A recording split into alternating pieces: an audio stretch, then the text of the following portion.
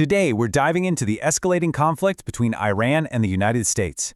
And this isn't just some far-off confrontation. The consequences could literally ripple across the entire globe. I mean, really think about that question. It's a huge one, and believe me, it is not hypothetical.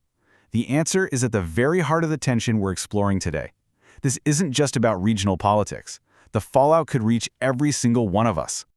Look, the rivalry between Iran and the US, it's not exactly a news story, right? But what is new is how hot things have gotten.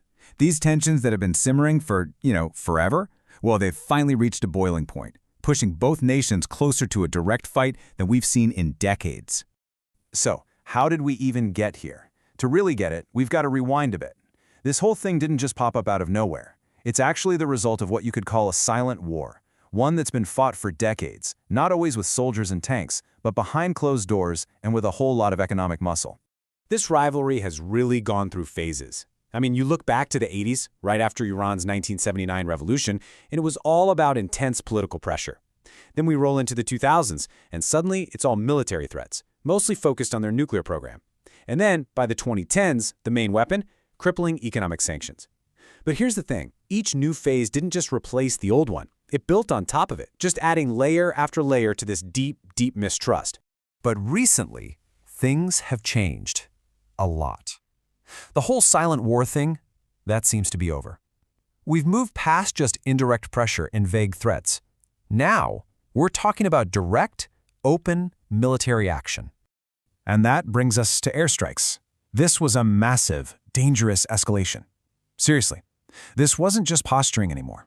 A line was clearly crossed, and it basically took this whole conflict from a cold standoff to a hot one. And of course, modern tech is throwing another wrench in the works. Drone attacks. They become a go-to weapon, and they add this whole new, scary level of unpredictability to a situation that's already incredibly tense. And let's be clear, we're not talking about a few isolated incidents here. In response to all this, both sides have been bulking up their military presence.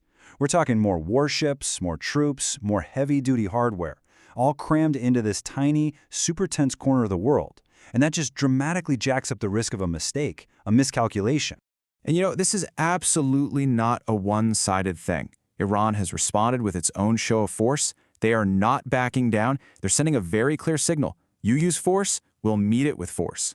Okay, so this is the part where the whole world starts holding its breath. Why? Because this conflict doesn't just stay in its own little box. The impact radiates out everywhere.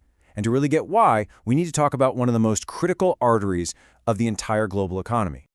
Right here, the Strait of Hormuz. It might look like just a narrow strip of water on a map, but its importance is just immense. Think of it as the main highway connecting all that oil in the Persian Gulf to the rest of the world. It is, quite literally, the bottleneck for the global energy supply. Get this number in your head, 20%. A full 20% of the entire world's daily oil supply has to pass through this one tiny choke point. It's a staggering amount, and it makes our global energy security just incredibly vulnerable to anything going wrong right here. So let's just connect the dots for a second. If that route gets blocked, or, hey, even just seriously threatened, the global oil supply chain gets thrown into chaos instantly. Energy prices, they could skyrocket overnight, and the global economy, which is already a little shaky, would face a massive, massive shock. This is the real-world consequence. This is how it affects everybody. And all of that, it brings us right back to now, to this really tense, really uncertain present. You've got military forces on high alert. You've got the world's economy basically hanging in the balance. We are truly right on the brink. It's really as simple and as terrifying as that. The whole situation is a powder keg.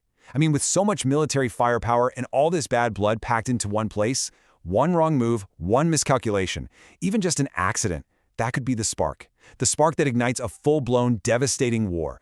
So the entire world is watching, for sure. The question isn't if they're watching. The real question, the one that nobody seems to have an answer for, is what happens next? And in this situation, this explosive, that uncertainty, that might be the scariest part of all.